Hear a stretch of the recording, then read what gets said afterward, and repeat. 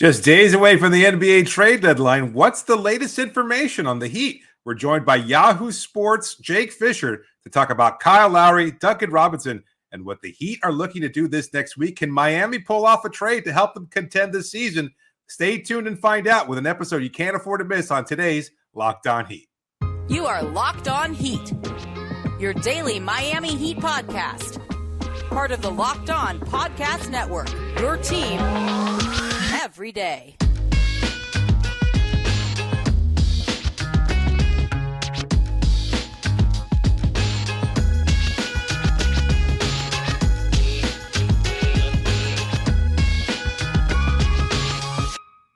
All right, welcome to Locked On Heat, your Monday to Friday podcast on the Miami Heat. I'm Wes Goldberg here with David Ramil. However you might be tuning in, YouTube, Odyssey, wherever you get your podcast, thank you for making Locked On Heat your first listen every day. Today's episode is brought to you by FanDuel Sportsbook, official sportsbook of Locked On. Make every moment more. Visit FanDuel.com/LockedOn today to get started. We're joined today by Jake Fischer, senior NBA reporter for Yahoo Sports, and as plugged in as anybody as we get closer to the trade deadline. Jake, thanks so much for jumping on the show. Before I ask you specifically about the Miami Heat, one name that's been on the Heat's radar now for a while is Jae Crowder. What's the latest you're hearing on his situation? So, Jae Crowder, I think everyone in the league is a little bit tired of talking about. Not to say that he has done anything. It's just that he hasn't done anything, right? It's kind of the direct opposite. And he's also, Jae Crowder is a good player, right? He was integral to Miami's championship run to the finals. Not the most important player, but starting level player. And no one's really expecting he will swing the title race, right? So I think I've taken note of it the last week or so, that there's been some fatigue in the voices of NBA people about how long he has remained a large talking point of this trade cycle. And clearly Milwaukee, I think, has the greatest interest in him. That's kind of been clear, I think, from the jump. Obviously, Miami and Atlanta have been mentioned very, very often. And I know from the beginning of this whole saga back in October, there were definitely people I spoke with around the situation, let's say, who believed that Miami was his preferred destination. But it doesn't seem like there's a direct route for him to get to any of these three teams, because if there was, probably would have happened by now, right? Milwaukee's talked plenty of three-team scenarios to try to acquire him.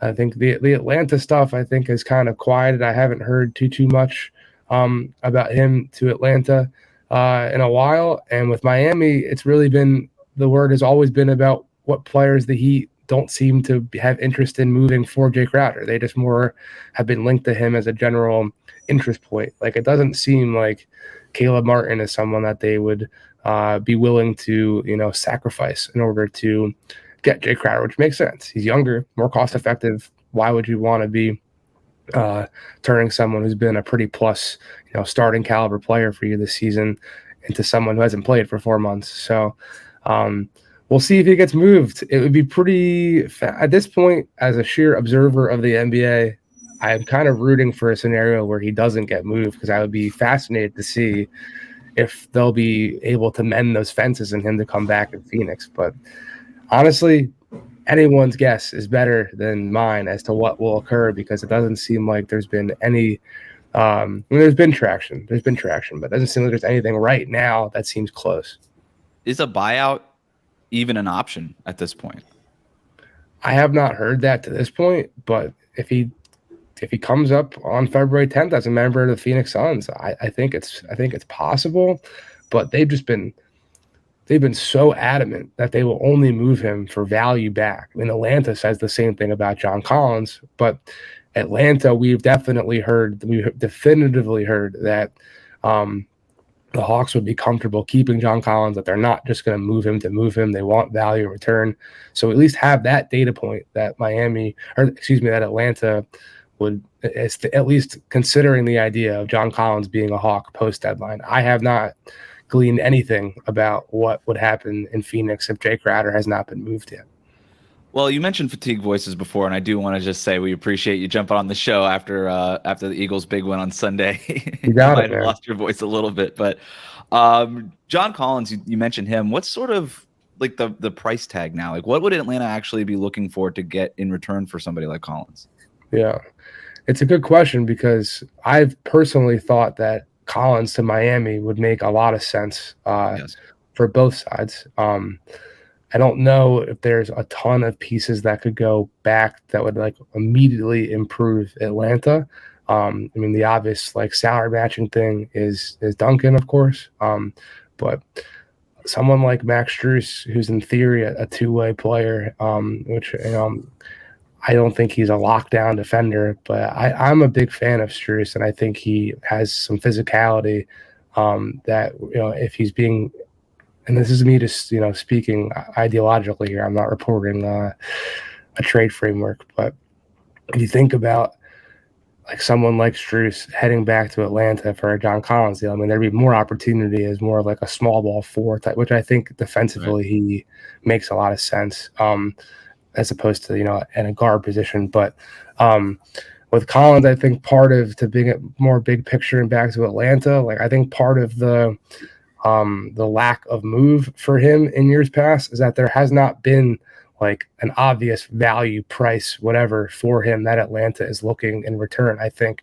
it would be, and it would have been far more easier for them to make a deal if they were looking for a specific return, right? If you're just looking for, value, if you just want a good deal in return, it's way different as opposed to, if you're looking to get shooting, or you're looking to get a point guard, or you're looking to get if you just want something of value, that's far more widespread. And it also, in theory, it could open your opportunities, but it also, I think deals get done when your opportunities get narrowed, like the fact that Jae Crowder is Milwaukee, Atlanta, there's other teams that are in the mix. Like I've heard some Portland chatter, right? But like when you have an actual like door number one, door number two, door number three type of scenario, that's when deals get done. If you just have a general idea of, we want to move him for something good, like that something good is sometimes it's a little too amorphous to actually make something happen. How difficult has it been to read the market this season? Because it seems like the parity issue kind of hovers over everything. And it seems like more teams than ever before might be buyers and there are less sellers. And as a result, is that kind of limited the amount of open discussion regarding players in terms of like who they're trying to move or what they're trying to acquire? Because there are so many teams that are this close to a play-in tournament. Like you look at Toronto, a name that's a lot of people are buzzing about. It's not like they're completely out of the playoff race. They're just not achieving the same level of success that you might anticipate from them this season. Having said that, they're still winning enough games where they could be considered a borderline playoff team. So is that kind of hanging over all 30 teams at this point? Because there's only a few teams that are really legitimate cellar dwellers that might be looking to actually be sellers when it comes to the trade market. Yeah, I think to read the market, it's been relatively easy because there isn't that many wrinkles to kind of smooth out and see what's happening.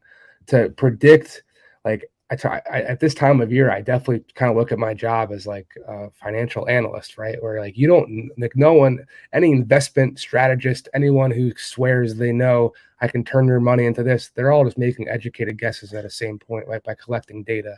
Because these teams don't know what they're going to do. And a lot of that is because, you mentioned Toronto. Like Toronto has been telling teams since the G League showcase in mid-December, we are not going to make a decision on what we're going to do until like the final hour in terms of being a seller, a buyer, standing pat, whatever. And for a while, it seemed like the word you kept hearing from team people saying, well, it's still too early to evaluate us. Well, now it's not that.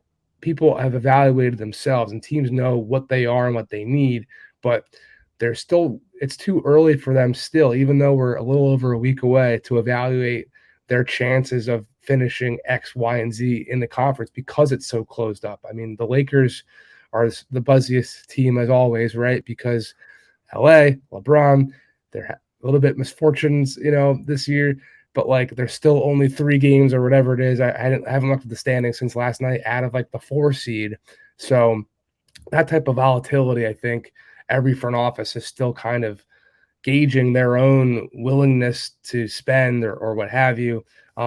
So I think also what is currently kind of happening right now in terms of the marketplace at large is twofold. It is your point, David, about how the parity is just we've never seen this wealth of teams that are still in the picture. But we also have gotten to such a place in the last 5 years or so in the league where deals have pretty much recent history have really been conducted between buyers and sellers. And there was a time before more of the analytical minds swept across the league and rose to power where deals were just kind of done because one team had a need and the other team had a need. Deals like the Kristaps Porzingis to Washington for Spencer Dinwiddie and Davis Bertans, and even another Washington deal, the KCP for Monty Morris, Will Barton trade.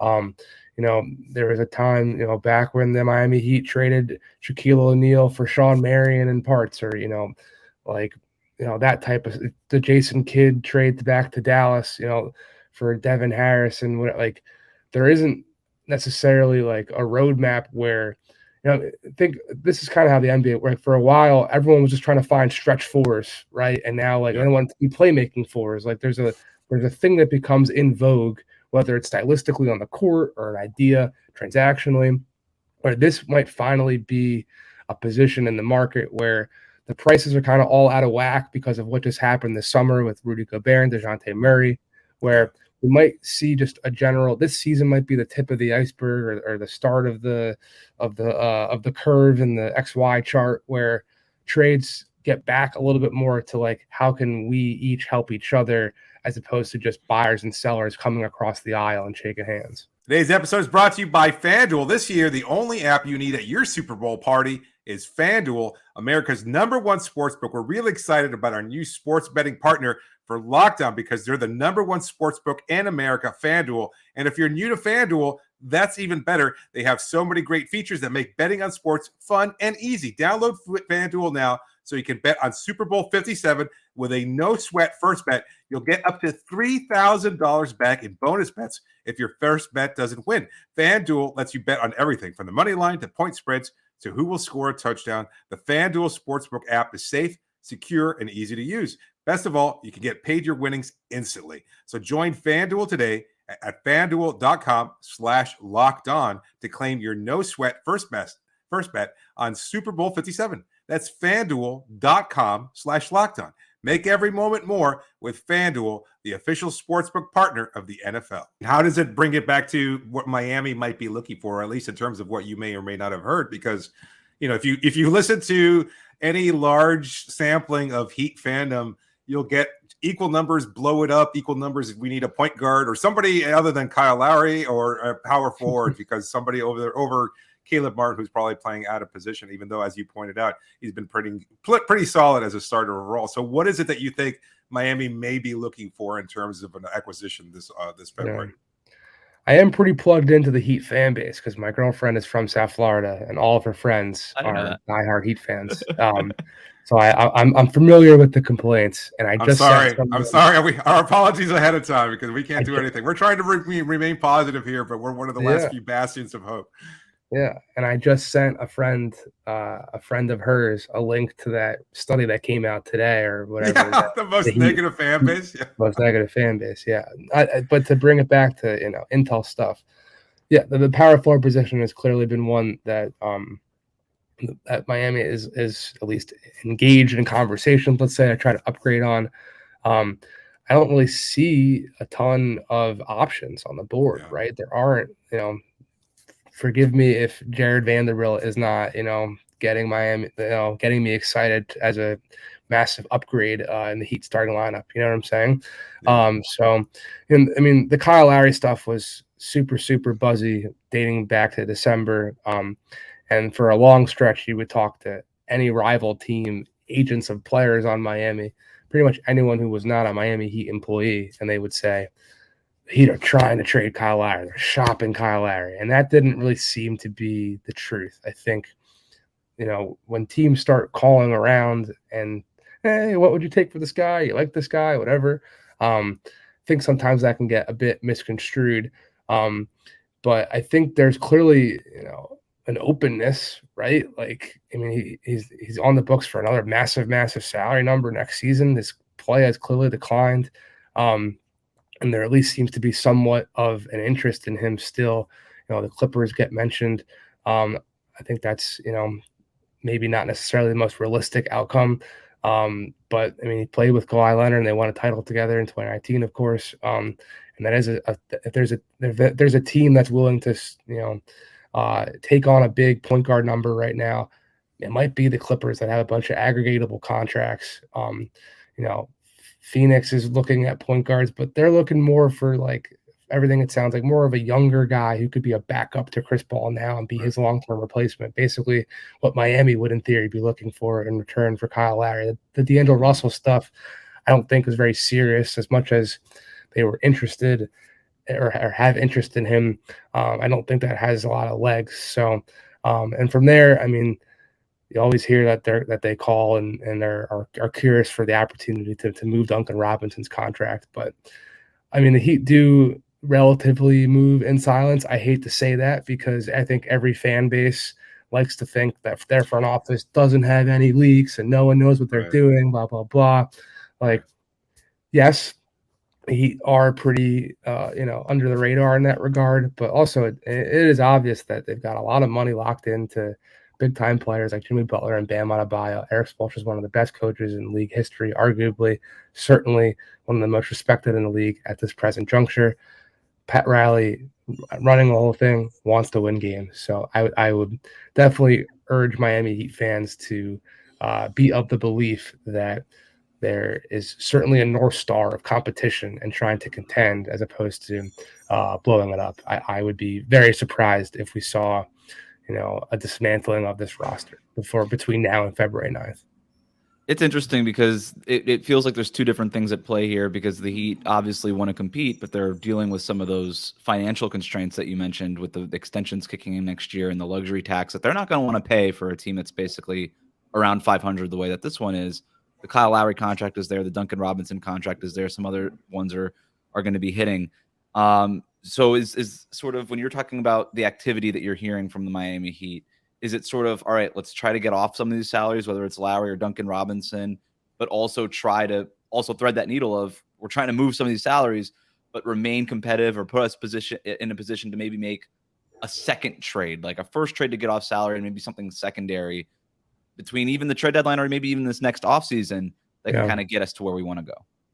Well, the offseason point is a great point because this is something everyone talks about as it pertains to Toronto and their decision-making, because in general, at large, it's easier to make bigger deals in the offseason. You can carry more roster spots.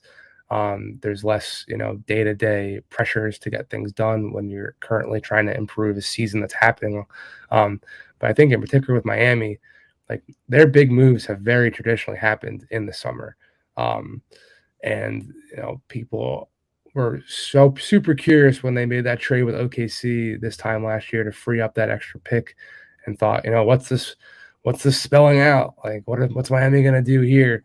I do think that there would seem to be far more opportunity for them to make more of a drastic move in the summer.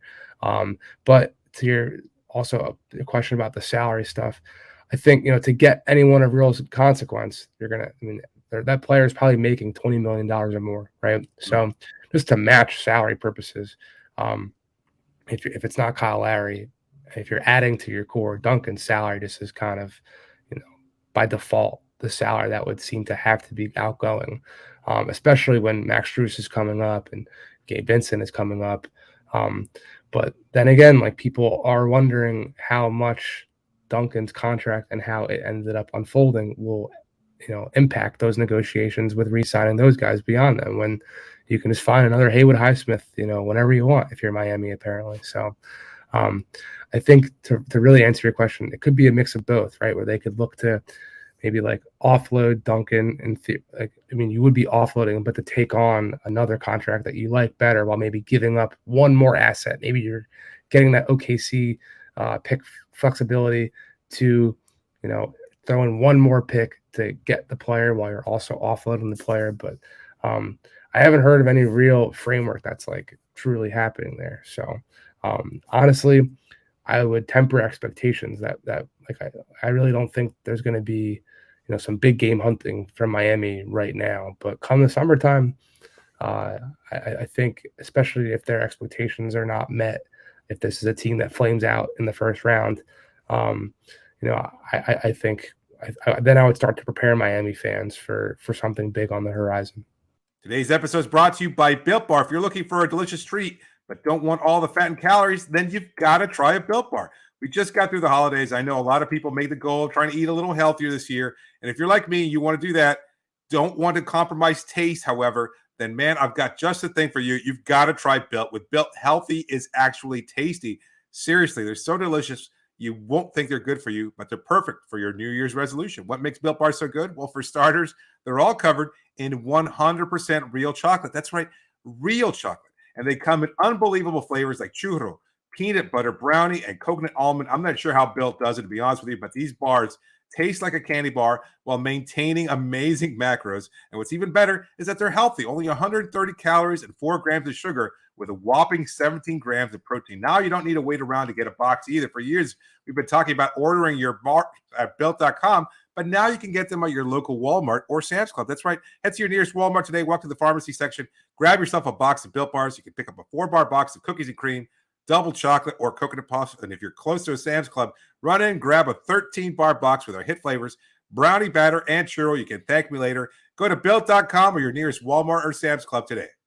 That's been our point of view as well. We've been telling everybody that we don't anticipate something major happening just because there's a general lack of interest in Miami's quote-unquote assets. We don't see that there's a lot of teams clamoring for a Duncan Robinson at his salary or Kyle Lowry at his age point and things of that sort. So it doesn't seem like there's likely to get a major deal done this February. But if there is one move to be made, it's probably going to be unloading Dwayne Dedmon at some point. Have you heard anything about their interest in trying to unload Dedmon? I think he's fallen out of the rotation. There was a blow up along the sideline and general, let's say not playing to his standard. And I think there's interest from the Heat front office in trying to unload that contract. Have you heard anything about that? So to be honest, that's on my list of calls to make this week. Okay. I want to learn more about the Dwayne Dedmon situation. I will say that because I mean, backup center is definitely a position that has some type of movement right now, or just there's discussion around it, right? There's a lot of teams that are looking for backup bigs. The Clippers get mentioned there. Naz Reid is a player that a lot of teams have interest in. He's upcoming for a contract. It seems like Minnesota would like to keep him, but any contract expiration certainly presents a trade opportunity. The deadline before. So it's a curious, if we go back to grade school and that exercise of like column A and column B, and you have to draw a line, to do that. I think the backup center page where you have teams who are interested in centers who could be available, guys who are making, roughly the mid-level, and below, because it's a very interesting topic around the league right now of, do you pay your backup more than a minimum salary contract? Like Drew Eubanks in Portland, for example, is doing an admirable job, let's say, and he's not, he's making $9 million less than Isaiah Hartenstein up in New York. So that's an aspect of the trade market that I am curious about in general, the backup center position. And obviously Dwayne has not been an exemplary contributing player so far at the stretch of the season, right? So yeah, his situation is one I'm curious about. Last thing, Jake, and thanks for joining us here. But last thing, is there a name or something that people should be looking for that maybe we haven't really talked about a whole lot yet? Maybe it's in connection to the Heat, maybe not. But anything that you could think of in terms of maybe a name, a player that people haven't really been paying that much attention to or talking about a whole lot. I mean, Bones Highland was kind of like a new name that I heard last week that it seems like I woke up Monday and there were like 4 other reports about Bones Highland, and people are interested in him. That's been an interesting one to me. I don't know if it makes more sense to Miami, right? I mean, the Gabe situation we talked about, but he's a name that I'm curious where he ends up going. And I would just I'd be curious about Dallas just as a team perspective, being that, they're succeeding more than, the Torontos and the Miamis and the Chicagos of the world, but they are not exactly where Denver is or where Boston and Milwaukee and Philly are of teams who are, really have contending type of goals and a top 5 type player. So there's just a lot of chatter about what does Dallas want to do? What are they trying to acquire? I mean, I got very linked to Zach LaVine, right? Like it's interesting the position that Dallas is in because they have such a good player in Luka and they're still doing well, but they're not quite where the Mavericks would want to be. So I'm not connecting bones to Dallas by any stretch, but those are just two thoughts that came to mind. Jake Fischer does an awesome job, senior NBA reporter for Yahoo Sports. Jake, thanks for joining us, and good luck to your Eagles on Super Bowl Sunday, man. Thank you, guys. Appreciate the time and the hospitality. Thanks again to Jake Fischer from Yahoo Sports for joining us today, and thank you for making Locked On Heat your first listen every day. Remember to subscribe to new episodes of Locked On Heat on your favorite podcast app and on YouTube. Ring the bell to get notified as soon as new episodes go up. Now make your second listen game-to-game NBA. Every moment, every top performance, every result. Locked On Game-to-Game covers every game from across the NBA with local analysis that only Locked On can deliver. Follow Game-to-Game on Locked On NBA. It's available on the Odyssey app, YouTube, and wherever you get your podcasts.